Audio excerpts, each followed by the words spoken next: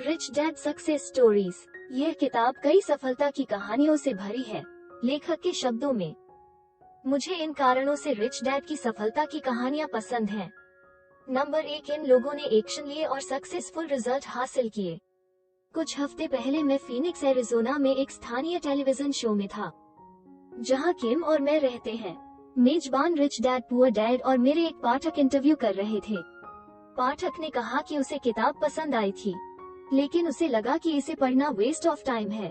पाठक और हजारों टीवी दर्शकों की शिकायत थी, किताब ने उसे यह नहीं बताया कि आगे क्या करना है, तो उसे क्या करना चाहिए। टीवी होस्ट ने मुझसे पूछा, फिर मैंने उसे बताया, हमारे आसपास कुछ ऐसे लोग हैं जो केवल वही करते हैं जो उन्हें करने के लिए कहा जाता है। जब से मैं स्कूल में छोटा बच्चा था, मैंने देखा कि मेरे कुछ सहपाठी थे जिन्होंने स्कूल में बहुत अच्छा प्रदर्शन किया था। वे बस वही करते थे जो शिक्षक ने उन्हें करने के लिए कहा था। अक्सर उन्हें शिक्षकों का चमचा या फेवरेट कहा जाता था।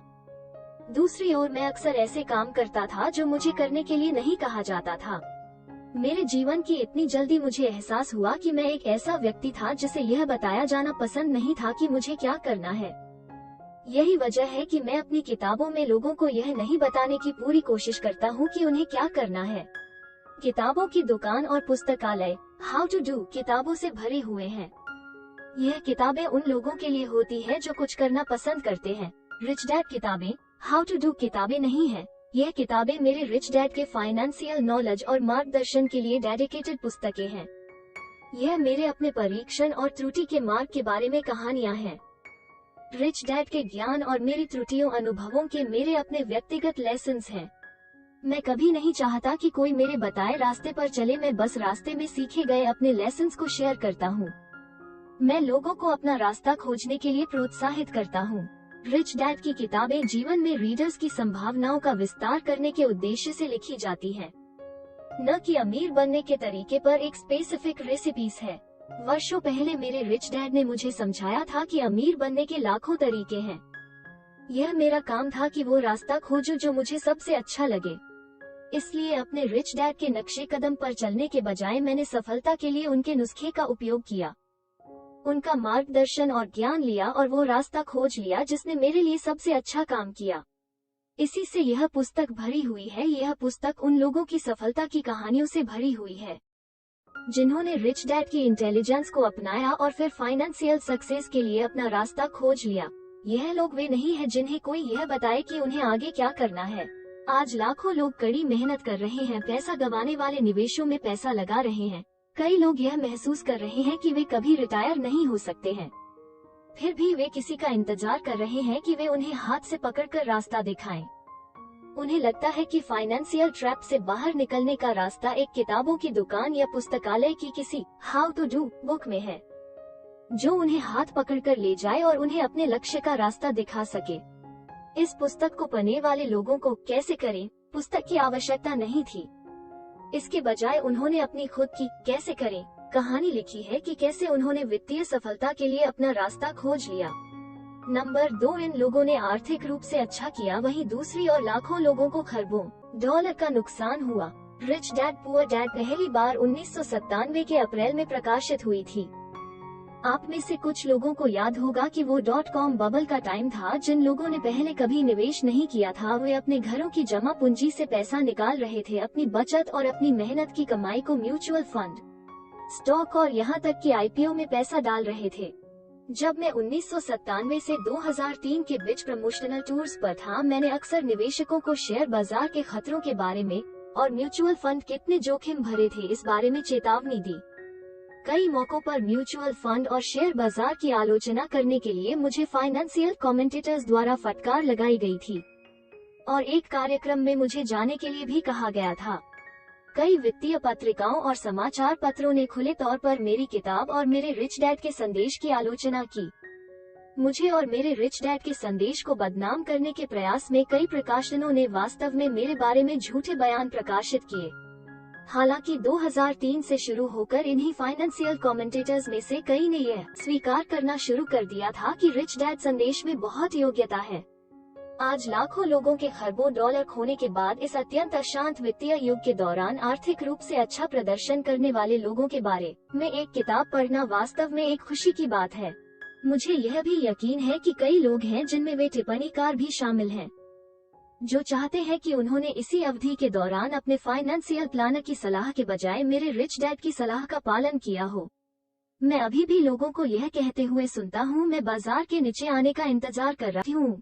मैं उन फाइनेंशियल एडवाइजर्स को भी देखता हूँ जिन्होंने बाजार क्रैश से पहले बुरी सलाह दी थी और क्रैश के बाद भी वही बुरी सलाह दे रहे थे। वे अभी भी कह रहे हैं लॉन्ग टर्म के लिए निवेश करें, डाइवर्सिफिकेशन करें, खरीदें और होल्ड करें। वे यह भी कहते रहते हैं बाजार प्रति वर्ष एवरेज 9% ऊपर जाता है। दुख की बात यह है कि अभी भी लाखों निवेशक हैं जो उस सलाह पर ध्यान देना जारी रखे हैं। हालांकि इस बात के भारी सबूत हैं कि सलाह काम नहीं आई, कैसे लोग बुरी सलाह का पालन करना जारी रख सकते हैं। यह पुस्तक कुछ ऐसे लोगों के बारे में है जिन्होंने अपनी फाइनेंशियल एजुकेशन और अपने फाइनेंशियल फ्यूचर की जिम्मेदारी अपने हाथों में ली। रिच डैड अक्सर कहते थे इतने सारे लोग आर्थिक रूप से अच्छा नहीं करने का कारण यह है कि वे सेल्स पर्सन से वित्तीय सलाह लेते हैं, ये अमीर लोगों से सलाह नहीं लेते। इन 3 मुख्य कारणों से मुझे यह बुक पसंद है। लोगों के वास्तविक दुनिया में आर्थिक रूप से सफल होने के बारे में बुक सबसे महत्वपूर्ण है। ऐसा इसलिए है क्योंकि इन लोगों ने एक्शन लिए है। हमने अपनी पहली किताब रिच डैड पुअर डैड को टेक एक्शन के साथ समाप्त किया था। इन लोगों ने ऐसा ही किया। इससे भी महत्वपूर्ण बात यह है कि उन्होंने अपनी फाइनेंशियल नॉलेज और अपने फाइनेंशियल फ्यूचर की जिम्मेदारी खुद ली। हम बड़ी फाइनेंशियल उथल पुथल और अनिश्चितता के युग में जा रहे हैं। आगे आने वाले वित्तीय तूफान हम सभी की परीक्षा लेंगे, जिसमें मैं भी शामिल हूँ। इस पुस्तक में जिन लोगों ने अपनी कहानियों को साझा किया है वे कल के वित्तीय तूफानों को संभालने में सक्षम होने के लिए आज बेहतर तरीके से तैयार हैं, क्योंकि उन्होंने एक्शन ली, सीखा, अनुभव और नॉलेज प्राप्त किया और सफल हुए। वे भविष्य के लिए बेहतर तरीके से तैयार हैं और यही वो है जिसे लेकर मैं सबसे अधिक उत्साहित हूँ। जो लोग आज तैयारी कर रहे हैं उनका भविष्य बहुत उज्जवल होगा। Introduction, taking action with rich dad by Sharon Lechter. Rich dad में हमने कैश फ्लो क्वाड्रेंट की शुरुआत की, जो वित्तीय दुनिया में 4 प्रकार के लोगों का वर्णन करता है। क्वाड्रेंट या चतुर्थांश के लेफ्ट साइड ई यानी एम्प्लॉई, एस यानी सेल्फ एम्प्लॉई या छोटे व्यवसाय के ओनर को दर्शाता है। आमतौर पर कर्मचारी नौकरी की सुरक्षा और लाभों की तलाश में है, जबकि एस एक स्पेशलिस्ट है और अपनी नौकरी के मालिक है। वे जितने अधिक सफल होते हैं उतने ही बिजी होते हैं और अपनी नौकरी या बिजनेस से उतने ही अधिक बंधे होते हैं। लेफ्ट साइड वो पक्ष है जिसके लिए हमारे ट्रेडिशनल स्कूल आपको तैयार करते हैं। इसे रेट रेस भी कहा जाता है। क्वाड्रेंट के राइट साइड बी और आई है। बी यानी बिजनेस के मालिक और आई इन्वेस्टर निवेशक को दर्शाता है। बिजनेस के स्वामी के पास अन्य लोग हैं जो उसके लिए काम करते हैं और उसके पास डिफाइंड सिस्टम है जिनके द्वारा बिजनेस संचालित होता है। निवेशक के पास उसका पैसा उसके लिए काम कर रहा है। कैश फ्लो क्वाड्रेंट के राइट साइड फाइनेंशियल फ्रीडम पाई जाती है। हम राइट ओर को फास्ट ट्रैक के रूप में भी संदर्भित करते हैं। जो लोग इस पुस्तक में अपनी सफलता की कहानियों को शेयर करते हैं वे सभी एक समान लक्ष्य प्राप्त करना चाहते हैं, फाइनेंशियल फ्रीडम। वे सभी क्वाड्रेंट के राइट ओर जाने का प्रयास कर रहे हैं। जब हम अपने पाठकों से सुनते हैं तो वे लगभग हमेशा कैश फ्लो क्वाड्रेंट के लेफ्ट साइड से राइट साइड शिफ्ट होने की बात करते हैं। ऐसा इसलिए है क्योंकि उन्होंने माना है कि कैश फ्लो क्वाड्रेंट के लेफ्ट साइड से राइट साइड जाना फाइनेंशियल फ्रीडम प्राप्त करने का तरीका है। रिच डैड सिखाते हैं कि क्वाड्रेंट के राइट साइड वो जगह है जहां आपका पैसा आपके लिए कड़ी मेहनत करता है। उनकी कहानियां इनकम के लिए पूरी तरह से दूसरों पर निर्भर रहने वर्सेस किसी के वित्तीय जीवन के नियंत्रण में होने के बीच के अंतर को बताती हैं। वे पैसे को लेकर जिन आशंकाओं का सामना करते हैं उन्हें साझा करते हैं, साथ ही उस डर को कैसे दूर करें यह सीखते हैं। जैसा कि रिच डैड ने सलाह दी, उन्होंने अपना रास्ता खुद डेवलप किया जो उनके लिए सही था। उन्होंने या तो बिजनेस खरीदकर या अचल संपत्ति या दोनों में निवेश करके वित्तीय सुरक्षा प्राप्त करने के लिए कदम उठाए। जिन लोगों के पास पहले से ही बिजनेस है उन्होंने उन व्यवसायों को बेहतर, अधिक ओनर फ्रेंडली तरीके से चलाने में मदद करने के लिए रिच डैड के लेसन्स का उपयोग किया। वित्तीय शिक्षा शुरू करने से पहले उनमें से कोई भी मनी स्पेशलिस्ट नहीं था। कुछ प्रसिद्ध विश्वविद्यालयों से डिग्री रखते हैं, दूसरों ने इसे सिर्फ हाई स्कूल के माध्यम से बनाया है, कुछ अभी भी स्कूल में हैं। इससे कोई फर्क नहीं पड़ता कि उन्होंने किस तरह की शिक्षा प्राप्त की, वे अब संपत्ति हासिल करने के महत्व को समझते हैं। ये अच्छे कर्ज और बुरे कर्ज के बीच अंतर जानते हैं। कोई फर्क नहीं पड़ता कि उनकी व्यक्तिगत परिस्थितियाँ क्या थी, वे किस देश में रहते थे या उन्होंने आर्थिक रूप से कैसे शुरुआत की। वे सभी ने नकदी प्रवाह के सबसे महत्वपूर्ण पहलुओं को सीखा, अपने वित्तीय जीवन को संभाला और फाइनेंशियल फ्रीडम के अपने मार्ग पर अच्छी तरह से चल रहे हैं। उनमें से कई ने रेट रेस छोड़ दी है और क्वाड्रेंट फास्ट ट्रैक के राइट साइड खुशी से रह रहे हैं।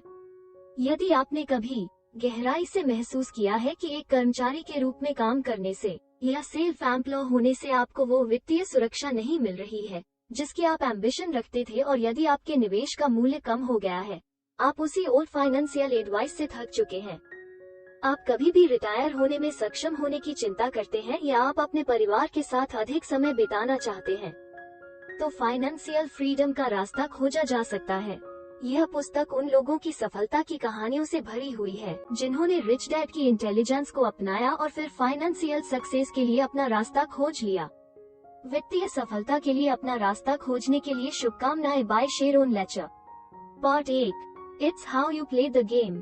यदि आप फाइनेंशियल सिक्योरिटी प्राप्त करना चाहते हैं तो आपको पैसे का खेल सीखना होगा। मैंने अपने रिच डैड से पैसे का खेल सीखा। अपने रिच डैड के लेसन से मैंने बोर्ड गेम कैश फ्लो बनाया। यह गेम आपको मौज मस्ती, रिपीटेशन और एक्शंस के माध्यम से फाइनेंशियल स्किल्स सिखाता है। यह इतना अनूठा है कि इसे पेटेंट से सम्मानित किया गया है। यह आपको चुनौती देगा, आपको सिखाएगा और आपको अमीर लोगों की तरह सोचने की आवश्यकता होगी। इस पार्ट के लोग अपनी वित्तीय सफलताओं का वर्णन करते हैं।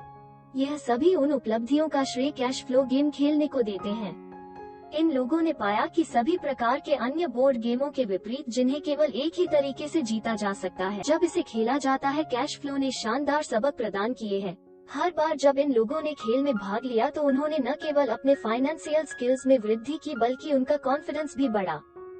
कैलिफोर्निया में रहने वाले एड और टेरी कॉलमैन के लिए जिन डील कार्डों ने उन्हें इंस्पायर किया वे रियल एस्टेट के बारे में थे। वित्तीय सुरक्षा के लिए उनकी यात्रा संभवतः कई लोगों के साथ तालमेल बिठाएगी। यदि आप 1960 के दशक में रहते थे तो आप भी हिप्पी युग से प्रभावित हो सकते थे, जिसमें फाइनेंशियल सिक्योरिटी एक लक्ष्य नहीं था। मुक्त जियो, पैसे के बारे में भूल जाओ और अपना काम करो। भविष्य पर ध्यान केंद्रित करना समय की बर्बादी माना जाता था। एड और टेरी का पैसे के बारे में दृष्टिकोण अपनी पीढ़ी के बहुत से लोगों की तरह था। उन्होंने समय के मिजाज में खेला और वित्तीय मामलों का तिरस्कार किया। उन्होंने जो कमाया खर्च किया। भविष्य के लिए योजना बनाना सिर्फ एक विचार नहीं था, कम से कम तब तक नहीं जब तक कि उनके बेटे जैक का जन्म हुआ। जब उन्हें एहसास हुआ कि उन्हें एक फाइनेंशियल प्लानिंग की आवश्यकता है तो उन्होंने डिफरेंट ऑप्शंस का पता लगाना शुरू किया। कुछ ने काम किया, कुछ ने नहीं, लेकिन उन्होंने हार नहीं मानी। उन्होंने सीखना जारी रखा क्योंकि वे फाइनेंशियल फ्रीडम का रास्ता खोजना चाहते थे। आखिरकार उन्होंने देखा कि रियल एस्टेट में निवेश करने से उन्हें ऐसा करने के बेहतरीन अवसर मिले। आप देखेंगे कि उन्होंने क्या किया और कैसे किया और उनके द्वारा उठाए गए छोटे कदमों का पालन करते हुए और भी बड़े बड़े कदम उठाए। अगर आप अपने 30s में हैं और बड़े कर्ज का सामना कर रहे हैं और इस बारे में बहुत चिंतित हैं कि क्या वित्तीय सुरक्षा कभी आपकी होगी, तो ट्रेसी रोड्रिगेज की कहानी पढ़ें। कई लोगों की तरह दिवालिया घोषित होने के लिए मजबूर ट्रेसी और उनके पति एक कठिन परिस्थिति में थे। शायद आप अपने 50s में हैं और मानते हैं कि कैश फ्लो इन्वेस्टमेंट बनाना आपके लिए नहीं है। मैंने इस आयु वर्ग के लोगों को नकारात्मक बातें कहते सुना है, जैसे मेरे लिए बहुत देर हो चुकी है, मैं ऐसा करने के लिए बहुत थक गया हूँ और मैं बदलने के लिए बहुत बूढ़ा हूँ। यदि आप ऐसा मानते हैं तो पढ़ें कि सिसिलिया मॉरिसन का प्रोस्पेक्टिव बदलने के बारे में क्या कहना है। Chapter 1, money matters. Ed and Terry, Venice, California. 3 साल पहले टेरी और मैंने अचल संपत्ति खरीदना शुरू किया। अब हमारे पास 3 राज्यों में $1 मिलियन से अधिक मूल्य के 8 घर हैं।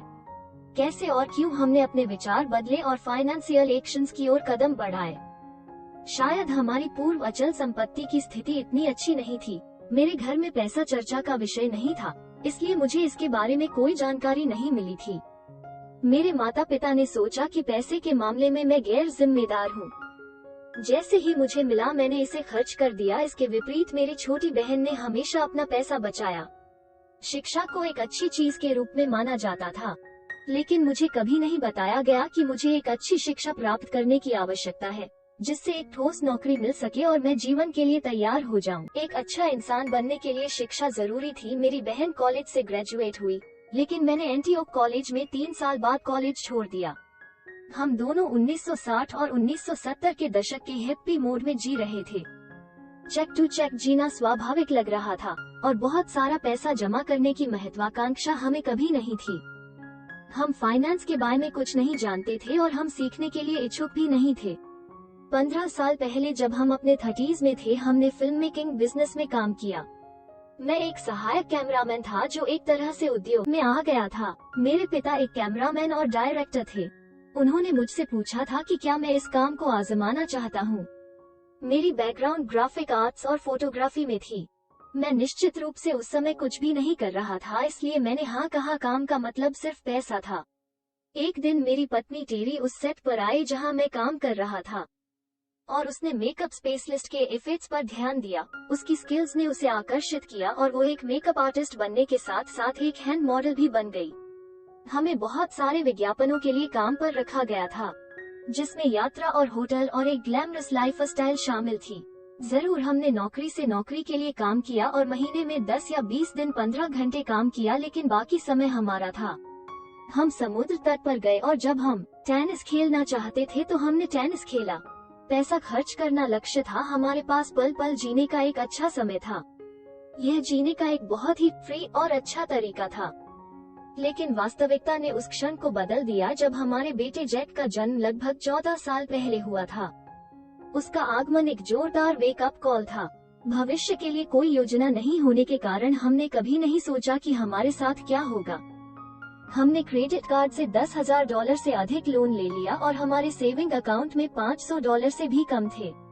हमारे पास कोई लक्ष्य नहीं था, कोई संपत्ति नहीं थी, कोई निवेश नहीं था और जिस भयानक स्थिति में हमने खुद को पाया था उससे बाहर निकलने का कोई रास्ता नहीं था।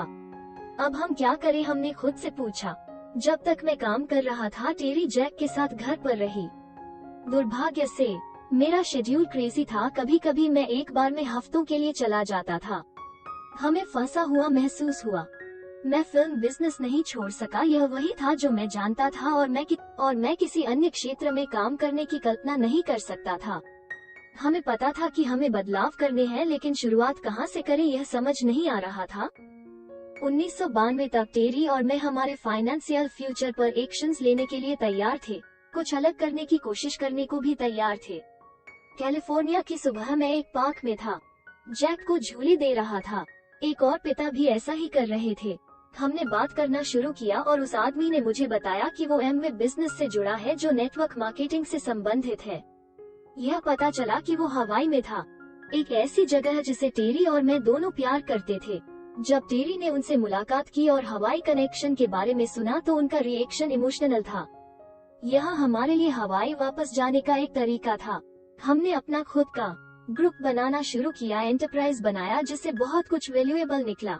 हमने सीखा कि कैसे बिजनेस करना है, जिसकी प्रोसेस थी ट्रेनिंग, सेमिनार, योजना को प्रस्तुत करने के निर्देश, सेल्स ट्रेनिंग, सेल्फ डेवलपमेंट और सफलता सिद्धांत पुस्तकों वाली रीडिंग लिस्ट, जिसने हमें एक शानदार सीखने का अनुभव प्रदान किया और जबरदस्त सेल्फ डेवलपमेंट को बढ़ावा दिया। हमने उन सफल लोगों के साथ जुड़ना शुरू किया जिनसे हम सीख सकते थे। अपने नॉलेज को शेयर करने वाले करोड़पतियों के साथ घुलने मिलने ने हमारे दिमाग को खोल दिया। हमारे फाइनेंस के बारे में हमारे विचारों को दूर कर दिया। पैसे का इस्तेमाल कैसे किया जा सकता है, पैसे की दुनिया कैसे काम करती है। इसके अलावा यह एक माइंड का एक्सपांड करने वाला एक्सपीरियंस था। सुझाई गई पुस्तकों लिस्ट स्पेशली वैल्यूएबल थी। बाबुल के सबसे धनी व्यक्ति ने वास्तव में हमारी आंखें खोल दी कि हम पैसे के साथ कैसे व्यवहार कर रहे थे। उस किताब को पढ़ने के 2 साल बाद हमारे सभी क्रेडिट कार्ड लोन खत्म हो गए थे। अब हमारे सेविंग अकाउंट में हजारों डॉलर थे। How to win friends and influence people हमारे लिए एक महत्वपूर्ण किताब थी। इसे पढ़ने से हमें दूसरों के साथ इफेक्टिवली बिहेव करने में हेल्प मिली। सही समय पर सही जगह पर होना। इस उदाहरण में पार्क में झूले की वजह से बिजनेस ट्रेनिंग मिली थी। 6 साल पहले जब मैंने एक सर्विस बिजनेस स्थापित किया तो मैं सेल्फ एम्प्लॉयड बन गया। हमने प्रोजेक्ट बाय प्रोजेक्ट काम करने वाले 6 कॉन्ट्रैक्टर के साथ बिजनेस प्रोडक्शन कंपनियों के लिए फिल्म को वीडियो टेप में ट्रांसफर करने का कार्य किया। मूल रूप से मेरा एक साथी था जिसे मैंने 2000 के बसंत में जोड़ा था। निवेश के लिए कोई पूंजी नहीं होने के कारण हमने पहले 4 वर्षों के लिए अपने घर में एक छोटे से बैक बेडरूम से बिजनेस चलाया। एक computer, fax machine, cell phone और पेजा बेसिक जरूरतें थी। हम अपने वर्चुअल ऑफिस से खुश थे जहां घर के बाहर 24 घंटे सर्विस टीम हमारी कॉल को संभालती थी। एक व्यक्ति ने हमारे बिजनेस के नाम के साथ फोन का जवाब दिया, संदेश लिया और मुझे पेज किया। मैंने तुरंत कॉल वापस कर दी। मैंने सेल्स और बिलिंग से लेकर शेड्यूलिंग तक, ट्रेनिंग से लेकर हॉलिडे कार्ड मेल करने तक सब कुछ ध्यान रखा। सेशन की देखरेख का बड़ा हिस्सा करना भी मेरी जिम्मेदारी थी। यह थकाऊ था। कुछ साल पहले हमने बिलिंग और डेटा एंट्री जैसे ऑपरेशनल वर्क्स को संभालने के लिए एक पार्ट टाइम ऑफिस बॉय काम पर रखा था, लेकिन सेशन की निगरानी करने वाले सहयोगियों के रोस्टर के साथ भी मैंने पाया कि मुझे अभी भी शेड्यूलिंग, एम्प्लॉय और फाइनेंस रिलेटेड बहुत से डेली डिसीजन लेने की जरूरत थी। मैंने जो प्रश्न किसी अन्य से अधिक सुना वो था, आप मुझे से किस बारे में बात करना चाहते हैं। .com एक्सप्रेस पर सवारी करते हुए हमने विज्ञापन से डॉलरों का प्रॉफिट किया। हमने अच्छा परफॉर्मेंस किया और सोचा कि शेयर बाजार में जो तेजी आ रही है उसका फायदा उठाना चाहिए। मेरे दादा दादी की मृत्यु के बाद कुछ $1000 छोड़े जाने के बाद हमने उस पैसे को म्यूचुअल फंड में निवेश किया। 5 साल पहले यह सोचकर कि हम अंततः अपने फाइनेंशियल फ्यूचर को कंट्रोल में ले रहे हैं, हमने अपने म्यूचुअल फंड को अलग अलग स्टॉक पोजीशन में बदल दिया। निवेश के पहले 2 वर्षों के दौरान हमारे पोर्टफोलियो में काफी वृद्धि हुई, चाहे हमने कुछ भी किया या खरीदा। एक समय में यह कुल मिलाकर 30% बढ़ा। 3 वर्षों की अवधि में हमारे निवेश कुल $80,000 थे। कुछ प्राथमिक रिसर्च करने के बाद हमने सोचा कि हमने ठोस विश्वसनीय कंपनियों को चुना है। हमने AT&T, Dell, General Electric, DuPont, Kodak, GM, Berkshire Hathaway, Microsoft, Lucent, WorldCom जैसी कंपनियों और कुछ छोटे रिस्क वाले शेयरों भी खरीदे। मैंने अपने पोर्टफोलियो की लगभग जरूरी निगरानी नहीं की, न ही मैंने उन फाइनेंशियल न्यूज को फॉलो किया जो कंपनियां मुझे भेज रही थी। मेरे पास शेयरों में सुरक्षित रूप से निवेश करने की शिक्षा नहीं थी। उदाहरण के लिए कोई स्टॉप लॉस नहीं था, यानी एक निश्चित कीमत से नीचे जाने पर स्टॉक को ऑटोमेटिक बेचने का ऑर्डर नहीं था। सटीक जानकारी और एक सलाहकार के बिना हम अपना पैसा और खुद को एक अजीब स्थिति में डाल देते हैं। 2000 में जब बाजार गिरना शुरू हुआ तो मैं ध्यान नहीं दे रहा था। कुछ महीने बीत गए और जब मैंने अगली बार अपने पोर्टफोलियो को देखा तो यह 30% से 40% के बीच नीचे था। फिर भी मैंने कुछ नहीं किया क्योंकि मैं बाजार के ठीक होने का इंतजार कर रहा था। मैंने अपना होमवर्क नहीं किया था और अभी भी लॉन्ग टर्म की खरीद और मानसिकता पर लटका हुआ था। यह एक बड़ी भूल थी।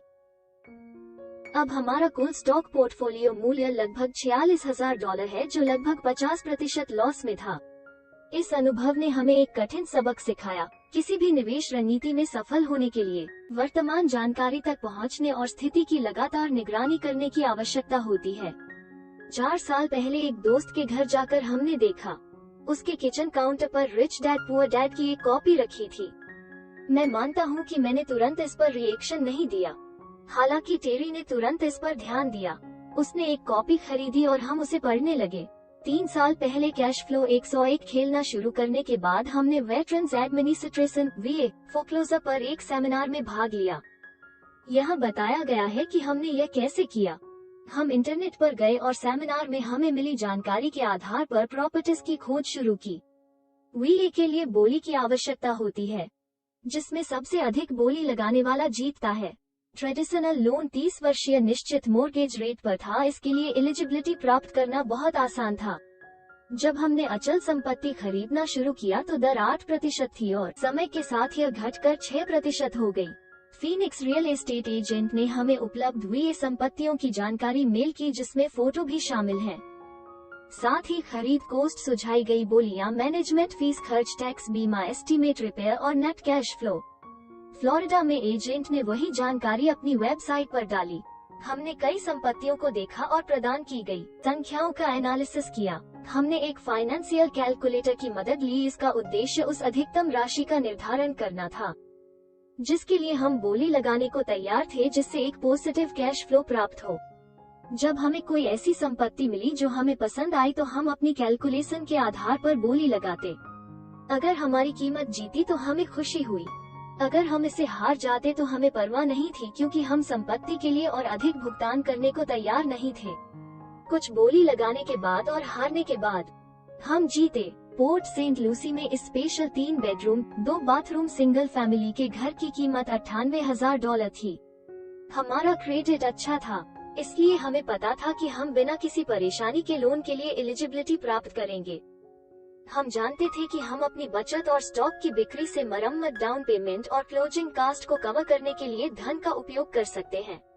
फिक्स अप में कुछ सप्ताह लगे और हमारे एजेंट को एक किराएदार मिल गया। हमने जो किया उसका एनालिसिस यहाँ दिया गया है। हमें सारा पे करने के बाद भी हर महीने नेट कैश फ्लो $33 था, यानी हर महीने लोन EMI चुकाने के बाद भी $33 फ्री आ रहे थे।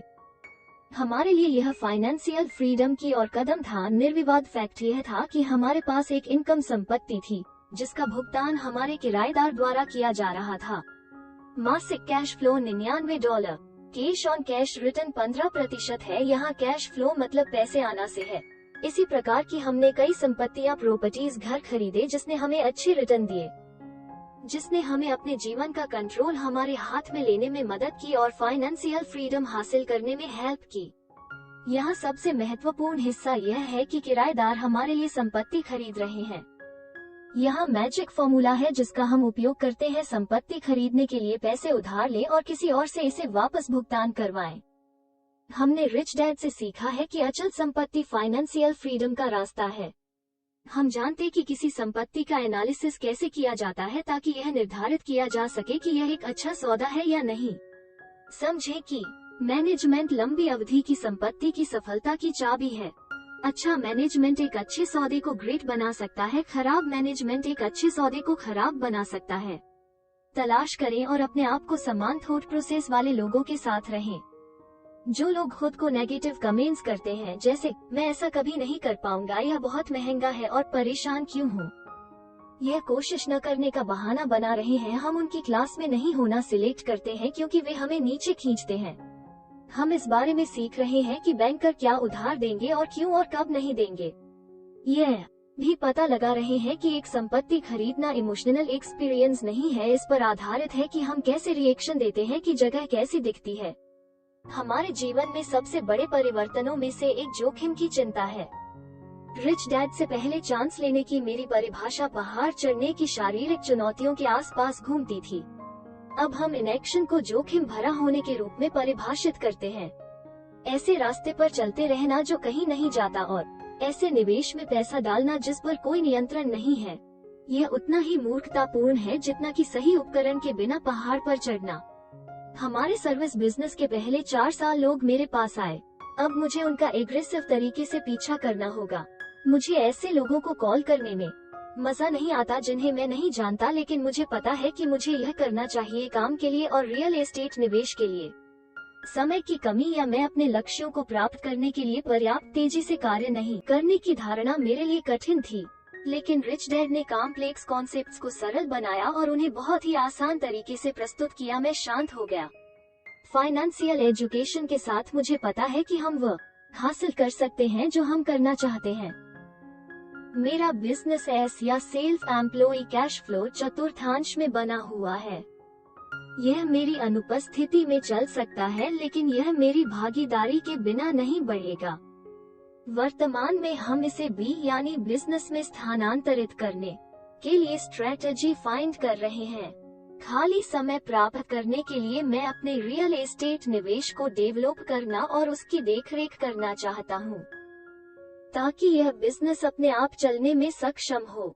अगले वर्ष के भीतर हम अपनी पहली मल्टी फैमिली संपत्ति खरीदने का इरादा रखते हैं, या तो खुद से या किसी साथी के साथ।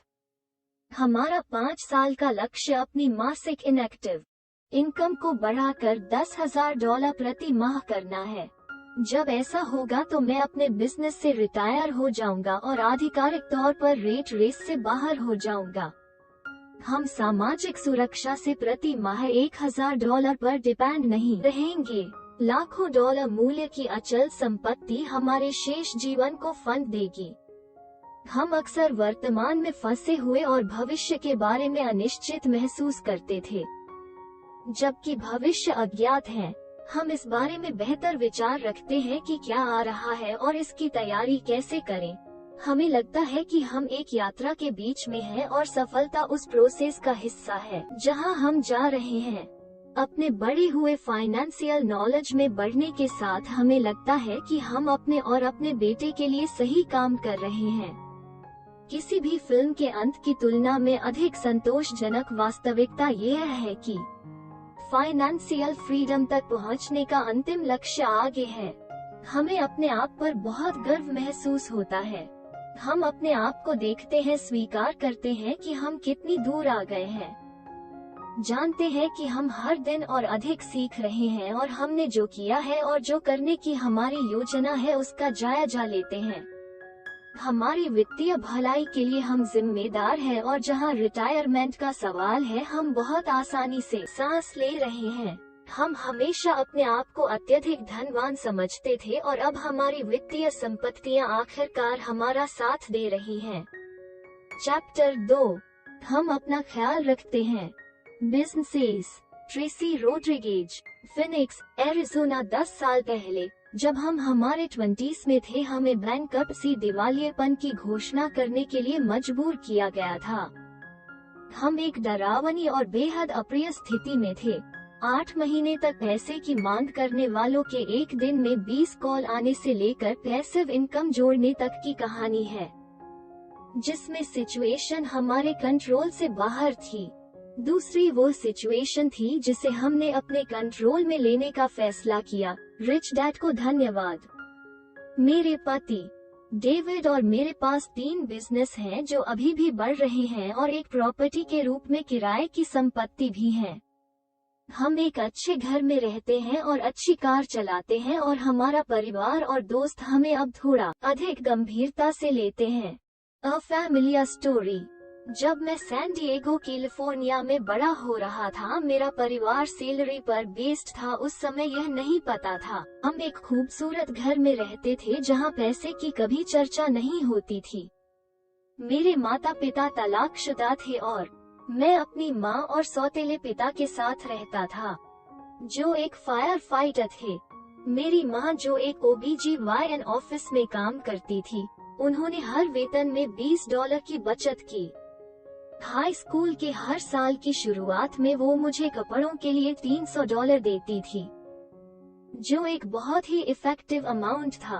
क्रिसमस का समय अधिक खर्च करने का बहाना था क्योंकि मेरे सौतेले पिता को बोनस मिला था, लेकिन बाकी साल पैसे की इतनी तंगी थी। हाई स्कूल से ग्रेजुएशन होने के बाद मुझे आश्चर्य होने लगा कि मेरा खुद का बॉस बनना कैसा होगा। हालांकि उन विचारों को एक तरफ रख दिया और मैंने अपने जीवन का एक नया चरण शुरू किया था। 1991 में हम एक स्की रिजॉर्ट में साल भर काम कर रहे थे और बहुत अच्छे जीवन का आनंद ले रहे थे। पहले की तुलना में अधिक पैसा कमाते हुए हमने जेट स्की और आकर्षक कारें खरीदी, लेकिन फिर हमें निकाल दिया गया और जब हमें रेनो में नौकरी मिली तो हमने कम पैसे कमाए और खुद को अपने बिलों के साथ कैच अप करते हुए पाया। फिर 1992 में ट्रेसी गर्भवती हो गई। जब मेरे डॉक्टर ट्रेसी को 3 महीने तक बेड रेस्ट का आदेश दिया, ट्रेसी की नौकरी छूट गई। मेरी बेटी का जन्म समय से एक दिन पहले हुआ था। बहुत जल्द हम पर मेडिकल बिल्स और पुराने बिलों का $50,000 से अधिक का कर्ज था, जो हम पर अभी भी बकाया था। हमारे पास कोई अदर ऑप्शन नहीं होने के कारण हमने जेट स्की और कारें बेची। फिर हमने दिवालिया घोषित कर दिया। मैं 24 साल का था, लेकिन मैं अभी भी अपने सपने पर कायम था कि किसी दिन मैं अपना खुद का बॉस बनूंगा। मैंने एक ट्रेड स्कूल में पढ़ाई की और कॉस्मेटोलॉजिस्ट बन गया। हमारा एक और बच्चा था। बाह्य रूप से हम अपनी जिम्मेदारियों का ध्यान रख रहे थे और अपने बच्चों की देखभाल कर रहे थे, लेकिन अंदर से मुझे एक इंसान से कम लग रहा था।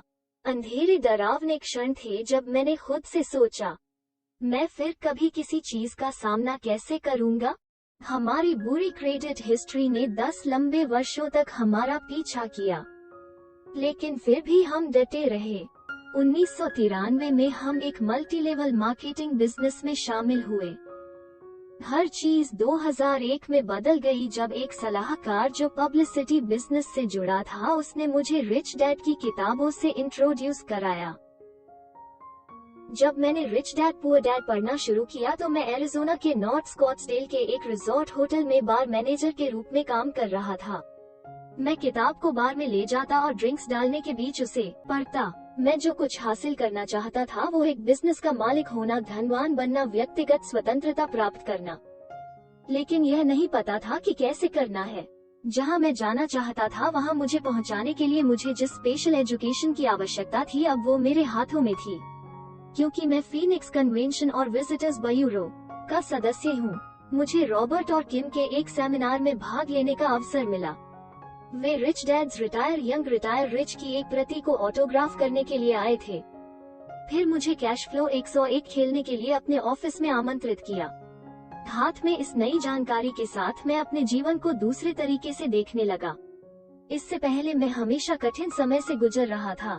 बार बार मैं बस एक कुर्सी पर बैठ जाता और कुछ नहीं करता क्योंकि मैं खुद आगे बढ़ने के लिए एनर्जी नहीं जुटा पा रहा था। यह जानकर मेरा कॉन्फिडेंस हताश हो गया कि मेरी लिमिटेड एजुकेशन मुझे रोक देगी। यह सोचकर कि मेरे पास बदलाव करने का समय नहीं है और इस डर से कि दूसरे मेरे बारे में क्या सोचते हैं, अब मैंने उन सभी बाधाओं पर विजय प्राप्त करना शुरू कर दिया जिनके बारे में रॉबर्ट ने लिखा था। निंदा, आलस्य, बुरी आदतें, ईगो, अहंकार और विशेष रूप से डर। मैं जो कर रहा था उसमें हमेशा अच्छा दिखना चाहता था और मूर्ख नहीं दिखना चाहता था। मैं फोन उठाने और अपॉइंटमेंट लेने से डरता था, सोचता था मैं यह कैसे कर सकता हूँ। असफल होने का डर सबसे बुरा था, लेकिन अब डर कम होने लगा है। दिवालियेपन का साया हट गया। मैंने ऐसे बिजनेस खरीदना शुरू किया जो पैसिव इनकम दे सके। मैंने यह कैसे किया? एक बर्फ बिजनेस जिसे हमने 2002 में खरीदा था, प्रति माह $1,500 का पॉजिटिव कैश फ्लो दे रहा है। हम ट्रॉपिकल आइसी ट्रीट्स और स्नो कोन्स बेचते हैं। हम अन्य प्रकार के स्नैक्स को बेचने की योजना बना रहे हैं। रिच डैड के ऑफिस में दूसरी बार कैश फ्लो 101 खेलते समय मैंने इस बिजनेस के बारे में सोचा। यह उन डील कार्डों में से एक था जिसने मुझे रेट रेस से बाहर निकलने में मदद की। इंस्पायर्ड होकर उसी सप्ताह मैंने बिकने वाले बिजनेस के लिए न्यूज़पेपर की जांच की और एक बिजनेस एड शॉर्टलिस्ट किया। मैंने तुरंत ही प्राइस देखा। मैं बिजनेस को संभाल सकता था और मुझे पता था कि मेरा परिवार इसका आनंद उठाएगा। मैंने अपने एक सलाहकार से बात की जो एक रियल एस्टेट निवेशक है। उसने कहा कि वो हमें पैसे उधार देगा। अभी के लिए ट्रेसी और मैं सभी इवेंट चलाते हैं। हम त्योहार, शिल्प मेले और काउंटी मेले करते रहे हैं। लक्ष्य 1 वर्ष के लिए ऐसा करना है ताकि बिजनेस से सीख सके जो अभी केवल एरिज़ोना में लाइसेंस प्राप्त है। हमने 1 महीने में $1,000 से अधिक प्राप्त किया है। यह हमें पैसिव कैश फ्लो में प्रति माह $500 देता है क्योंकि हम अभी भी लोन पर प्रति माह $500 का भुगतान कर रहे हैं। अगला उद्यम एक मेडिकल वेंडिंग बिजनेस था जिसे सितंबर 2002 में एक दोस्त के साथ खरीदा गया था, जिसका आइडिया कैश फ्लो गेम से आया था जिसे हम खेल रहे थे। छोटी मशीनें रेस्टरूम में एस्पिरिन और अन्य आपातकालीन जरूरी चीजें बेचती हैं। इसके अलावा बिजनेस ने हमें अट्रैक्ट किया क्योंकि यह आइडियल से थोड़ा हटकर था। हमने यह निर्धारित करने के लिए एक बिजनेस एजेंट से मिलने का फैसला किया कि किस तरह की वेंडिंग मशीन में अपॉर्चुनिटीज मौजूद हैं। कई कंपनियों से संपर्क करते हुए हमने मशीनों पर बेस्ट प्राइस प्राप्त करने का प्रयास करते हुए जितना संभव हो उतना फाइनेंस प्राप्त करने का प्रयास किया। अंत में हमने एक कंपनी के माध्यम से ऑनलाइन $2,600 में 20 मशीनें खरीदी। ये मशीनें ब्रोकर द्वारा दी जाने वाली मशीनों की तुलना में $160 कम थीं। हम भाग्यशाली थे कि मेरे दोस्त के एक रिश्तेदार ने जो हमारे विचार का समर्थन कर रहा था और हमारी मदद करना चाहता था, उसने हमें $5,000 दिए। दान के बदले मशीनें लगाई जा रही हैं। हमने चाइल्ड क्वेस्ट इंटरनेशनल सर्विसेज नामक एक ग्रुप से संपर्क किया। हमने उन कंपनियों को कहा हम इनकम का एक हिस्सा ग्रुप को दान कर देंगे। अपने रिसर्च के माध्यम से हमने पाया कि प्रत्येक मशीन प्रति माह लगभग $75 लाएगी और यह काम अंत है। वर्तमान में मशीनें स्थानीय क्षेत्र में है, लेकिन कौन जानता है हम विस्तार कर सकते हैं। ऐसा होने पर हम अपने लिए मशीनों का स्टॉक करने के लिए लोगों को काम पर रखेंगे। व्यवसायों को खरीदने से पहले हमने अपने घर को निवेश में बदल दिया। 2001 में हमने अपना घर किराए पर दिया, जिसे हमने 1998 में $89,000 में खरीदा था। 3 बेडरूम और 2 बाथरूम वाला यह 1200 वर्ग फुट का एकल परिवार वाला घर हमें मंथली पैसिव इनकम देता है। अंत में हमने अपनी पब्लिसिटी कंपनी चलाना शुरू किया जिसे 1996 में विकसित किया गया था। 2002 में इसने लगभग $12,000 का ग्रॉस प्रॉफिट कमाया। यह रिच डैड लेसन्स को लागू करने से पहले कंपनी द्वारा सालाना $1,000 के अपोजिट है। एक बार जब मैं समझ गया कि बिजनेस अधिक इनकम उत्पन्न करने का एक साधन है, तो सफल होने की मेरी प्रेरणा बढ़ गई। सबसे गहराई से मैंने खुद को 3 बातें बताकर बिजनेस के बारे में अपनी धारणा बदल दी। नंबर 1, शर्मिंदा होने की कोई बात नहीं थी। नंबर 2, मैं कुछ ऐसा कर रहा था जो आलसी लोग नहीं करते थे। नंबर 3, मैं सफल होने वाला था। हमारा जीवन इतना बदल गया है। मैं अब अलग तरह से सोचता हूँ। अतीत में मैंने जोखिम के बारे में सोचा था कि मैं कितना खो दूंगा। अब मैं जोखिम के बारे में सोचता हूँ, जोखिम की मात्रा को लिमिटेड करने के लिए। मुझे खुद को एजुकेटेड करने के लिए क्या करने की आवश्यकता है। मैंने आर्थिक रूप से अलग तरह से देखकर नई आदतें भी बनाई। प्रॉफिट और लॉस को लिखकर और उन्हें कागज पर देखकर हमें यह जानकारी मिली कि हम क्या सही या गलत कर रहे हैं। फिर मेरी टीम है जिसे हमने फ्यूचर के बिजनेस को संभालने के लिए एक साथ रखा है। इसमें एक रियल एस्टेट ब्रोकर, एक टैक्स अटॉर्नी, एक अकाउंटेंट, एक मार्केटिंग पर्सन और एक रियल एस्टेट निवेशक शामिल हैं। मुझे विश्वास है कि वे एक टीम के रूप में मुझे क्या बताते हैं। 11 सितंबर के बाद रिजॉर्ट इंडस्ट्री को बड़ा झटका लगा। मुझे पता था कि बहुत से लोगों को नौकरी से निकाला जा रहा है और अन्य जो अपनी नौकरी पर बने हुए हैं, वे अपनी जरूरतों को पूरा करने के लिए पर्याप्त कमाई नहीं कर रहे थे। हमारी स्थिति अलग थी। मुझे पता था कि मैंने जो सीखा है उससे मैं ठीक हो जाऊंगा। 2002 में जब इतने सारे लोग अपनी सांस रोक कर रख रहे थे, मैंने 2 बिजनेस विकसित किए। जब दूसरों को डर लगता था तो मैं शक्तिशाली महसूस करता था। आत्मनिर्णय ने मुझे अपनी नौकरी खोने के डर से और अर्थव्यवस्था की चिंता से मुक्ति दिलाई। मुझे हमेशा से पता था कि किसी दिन हम आर्थिक रूप से मुक्त होंगे। मेरे सहकर्मी यह देखते हुए कि मैं क्या कर रहा हूँ, वे भी ऐसे चुनाव कर सकते हैं जो उनके जीवन को बदल देंगे। फिर और भी लोग हैं जो कहते हैं कि मेरे पति और मैं भाग्यशाली हैं। वे बस इसे नहीं समझते हैं। हमारा भविष्य, ट्रेसी और मैं अभी भी ई एम्प्लॉय और S self employ cash flow quadrant में हैं। मैं अभी भी सप्ताह में 3 दिन बार में काम करता हूँ, जिससे मुझे बहुत सारे संपर्क मिलते हैं। हमारा उद्देश्य अपने व्यवसायों को बदलना है। 5 साल में मैं 40 का हो जाऊंगा। मुझे फिर कभी किसी और के लिए काम नहीं करना पड़ेगा। ऐसा करने के लिए मैं अगले 2 साल उन व्यवसायों को विकसित करने में अपना समय खर्च करने जा रहा हूँ, जो वर्तमान में मेरे पास है। साथ ही मैं बिजनेस डेवलप और रियल एस्टेट निवेश में खुद को शिक्षित करने का इरादा रखता हूँ। इन 2 साल के चरण के अंत में मैं अपनी दिन की नौकरी छोड़ने की योजना बना रहा हूँ। मेरी योजना के तीसरे और चौथे वर्ष अचल संपत्ति में निवेश करने और शेयर बाजार के बारे में खुद को शिक्षित करने के लिए समर्पित होंगे। अंत में 5वां और 6ठा वर्ष हमारे पास व्यापार और निवेश क्वाड्रेंट में सभी को स्थापित करने पर केंद्रित होगा, ताकि हमारे पूरे जीवन में कैश फ्लो जारी रहे। चैप्टर 3, नेवर टू लेट, कभी भी देर से नहीं। Sicilia Morrison, Scottsdale, Arizona. 2002 के डाउनफॉल में मुझे रॉबर्ट कियोसाकी के साथ न्यूयॉर्क शहर के मैडिसन स्क्वायर गार्डन में भीड़ से बात करने का अवसर मिला। हजारों लोगों के सामने बोलना वो नहीं है जो मैं सामान्य रूप से करता हूँ। मैं रिच डैड ग्रुप में पर्दे के पीछे का व्यक्ति हूँ। मैं रिच डैड के ऑफिस में 2 सप्ताह टेम्पररी पोस्ट पर था। मैं मिडवेस्ट में मैन्युफैक्चरिंग क्षेत्र में कई वर्षों तक काम करने के बाद रिटायर होने के लिए फीनिक्स चला गया था।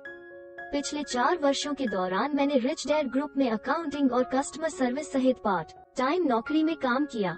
अब मैं इवेंट कोऑर्डिनेटर हूं, जो रॉबर्ट के शेड्यूलिंग और साथ ही रिच डैड इवेंट्स के लिए मर्चेंडाइज ऑर्डर का ध्यान रखता है।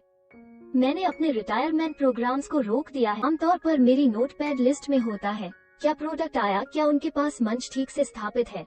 सच कहूँ तो अतीत में ज्यादातर समय मैं सुनता था कि सामने क्या चल रहा है, लेकिन वास्तव में उस पर ध्यान नहीं दिया। मुझे लगा कि वो जानकारी दूसरों के लिए थी, मेरे पति जॉर्ज और मेरे जैसे औसत लोगों के लिए नहीं। हमारे 50s के अंत में हम बहुत स्वतंत्र लोग हैं, इतने स्वतंत्र जहां पैसे का संबंध था कि हमारे पास कोई पेंशन नहीं थी और कोई रिटायरमेंट फंड्स भी नहीं थे। एक सेल्फ एम्प्लॉय टेम्पररी व्यक्ति के रूप में मैं अपने स्वयं के घंटे निर्धारित करता हूं और मुझे कोई कर्मचारी लाभ नहीं मिलता है। लेकिन उस रात मैडिसन स्क्वायर गार्डन में मंच पर एक और व्यक्ति खड़ा था, जो पैसे के बारे में जीवन भर के दृष्टिकोण से बदलना और फाइनेंशियल फ्रीडम की ओर एक कदम उठाना कोई छोटी बात नहीं है बता रहा था। मैं शिकागो में पला बड़ा हूँ, जो एक मजबूत ब्लू कॉलर कैथोलिक परिवार का हिस्सा है। मेरे माता पिता पोलिश अप्रवासी थे। मेरे पिता स्टील मिलों में काम करते थे, जबकि मेरी माँ ने 9 बच्चों की परवरिश की।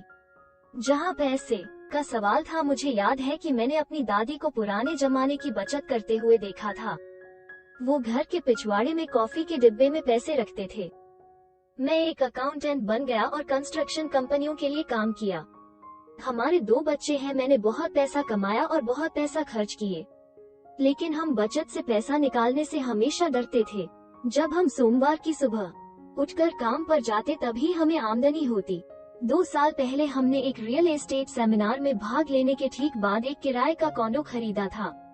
खर्चों के बाद 1 महीने में हमारा कैश फ्लो $80 और $100 के बीच था। यह एक कदम था, लेकिन यह निश्चित रूप से हमें रिटायर होने की अनुमति नहीं देने वाला था। एक अन्य सेमिनार में भाग लेने के बाद, जहां होम इक्विटी लोन पर चर्चा की गई, हमने महसूस किया कि हमारे घर में निवेश की काफी संभावनाएं हैं। 6 महीने से हमारे ध्यान में लाई गई प्रॉपर्टीज खराब स्थिति में थीं। हमने प्रत्येक की जांच की, लेकिन हम उनके साथ खुश नहीं थे, क्योंकि नंबर 1, हमें झुग्गी झोपड़ी में होने का विचार पसंद नहीं आया। नंबर 2, कैश फ्लो में रिटर्न बहुत धीमा था। हमारे पास कैश फ्लो बढ़ाने का समय नहीं था। हमने महसूस किया कि भविष्य में हमारे बच्चे इससे लाभान्वित हो सकते हैं, लेकिन हमारा उद्देश्य यह था कि यह अब हमारे रिटायरमेंट को अच्छा करे। फिर भी हमारा लक्ष्य तत्काल प्रतिफल प्राप्त करने के लिए $50,000 का निवेश करना था। मुझे याद आया कि कैश फ्लो गेम में एक डील कार्ड में लॉन्ड्रोमेट का उल्लेख किया गया था। हम निश्चित रूप से जानते थे कि हम में से कोई भी पूर्णकालिक बिजनेस चलाने के लिए अपनी स्थिति नहीं छोड़ना चाहता था, और फिर हमने महसूस किया कि एक लॉन्ड्रोमेट हमें वो स्वतंत्रता दे सकता है। पहले हमने फ्रेंचाइजी को ऑनलाइन चेक किया और फिर स्थानीय संभावनाओं को देखने के लिए इधर उधर घूमे। हमने कॉइन लॉन्ड्री एसोसिएशन के माध्यम से शहर में 3 प्रमुख एजेंट को बुलाया और उन्हें बताया कि हम क्या ढूंढ रहे हैं। इस प्रक्रिया में 8 महीने लगे, लेकिन उस दौरान हमने बहुत कुछ सीखा। हमें अंत में अच्छी स्थिति की डील मिल ही गई। अपनी बचत को छुए बिना, हम अपनी लाइफस्टाइल को प्रभावित किए बिना बिजनेस खरीदने के लिए अपने घर में हिस्सेदारी करने में सक्षम थे। हम अगले 5 वर्षों में अपने निवेश की पूरी तरह से भरपाई करेंगे। $95,000 की वार्षिक इनकम और $46,000 के खर्च के साथ हमें सालाना $39,000 का कैश रिटर्न मिल रहा है। यह बढ़ेगा क्योंकि हमारे गैजेट्स उपकरण लोन का पूरा भुगतान कर दिया गया है। उस समय हमारी वार्षिक इनकम $60,000 तक पहुंच जाएगी। यह निवेश इतनी अच्छी तरह से पेमेंट कर रहा है कि हमने एक इक्विटी लाइन ऑफ क्रेडिट स्थापित किए है, ताकि हम 2 और लॉन्ड्रोमेट खरीद सके। अब से 5 साल बाद हम अपनी लाइफस्टाइल को बनाए रख सकते हैं और चाहे तो काम नहीं करने को भी चुन सकते हैं। अभी के लिए जॉर्ज इतना ट्रेवल करना बंद करना चाहता है, पर वो अभी सेवानिवृत्त नहीं होना चाहता है। हम अभी भी अपने घर में हैं, जिसे हम प्यार करते हैं। हमारा बेटा जो 27 साल का है, हम जो कर रहे हैं उसमें दिलचस्पी लेने लगे। वो कैश फ्लो 101 को अपने हॉस्टल में ले गया जब वो कॉलेज में था, और किराए की संपत्ति खरीदने के बारे में पहले ही एक रियल एस्टेट एजेंट से बात कर चुका है। हमारी बेटी 23 साल की है, और यह देखकर कि हम क्या कर रहे हैं, उसने अपने भाई से कैश फ्लो गेम खेलने के लिए कहा। वो और उसका भाई एक साथ रियल एस्टेट निवेश में जाने की बात कर रहे हैं। जॉर्ज और मेरे लिए स्थिति अलग है। जरूर हमारे माता पिता की तुलना में हम बहुत अच्छा कर रहे थे। हमने सोचा कि बचत करके हम सही काम कर रहे हैं। दुर्भाग्य से हमने पिछले 2 वर्षों में शेयर बाजार में कुछ रकम गंवाई है। यह खून पसीने का पैसा था जो मेहनत से कमाया गया था। सच कहूँ तो जब मैंने लॉन्ड्रोमेट के लिए चेक लिखा तो मेरा हाथ कांप गया, लेकिन पहला लिखने के बाद लिखना आसान हो जाएगा, और यह जानकर कि हमें अपने बच्चों पर या सामाजिक सुरक्षा पर निर्भर नहीं रहना पड़ेगा, हमें सुरक्षा का एक बड़ा एहसास देता है। कुछ ही वर्षों में जब जॉर्ज 60 का हो जाएगा, हमने अन्य लोगों और कंपनियों के लिए कड़ी मेहनत की है और उन्हें जीवन भर पैसा कमाने में मदद की है, लेकिन यह पैसा मेरा है। वास्तव में मैंने अभी एक स्थानीय लिटिल लीग टीम को स्पॉन्सर किया है। मुझे बच्चों की शर्ट पर और मैदान पर एक बैनर पर हमारे लॉन्ड्रोमेट का नाम देखना अच्छा लगता है। यदि आप अपने 50s या उससे अधिक उम्र के हैं और सोचते हैं कि आप फाइनेंस और अवसरों के बारे में अपना दृष्टिकोण नहीं बदल सकते हैं, तो मेरा विश्वास करें आप ऐसा कर सकते हैं। एक बार जब मैं रिच डैड से समझ गया कि हम वास्तव में एक ऐसा बिजनेस खरीद सकते हैं जो हमें मंथली कैश फ्लो देगा, अब की स्थिति में मैं उस मंच पर आने के लिए तैयार था और मैडिसन स्क्वायर गार्डन में लोगों से भरे क्षेत्र में यह बताने के लिए तैयार था कि अगर मैं यह कर सकता हूं तो वे भी कर सकते हैं। अगले चैप्टर की ऑडियो बुक सुनने के लिए लाइक एंड सब्सक्राइब करना न भूलें। अगर आप भी ट्रेडिंग में इंटरेस्टेड है तो डिस्क्रिप्शन में दी गई लिंक पर क्लिक करके फ्री अकाउंट ओपनिंग का लाभ ले सकते हैं।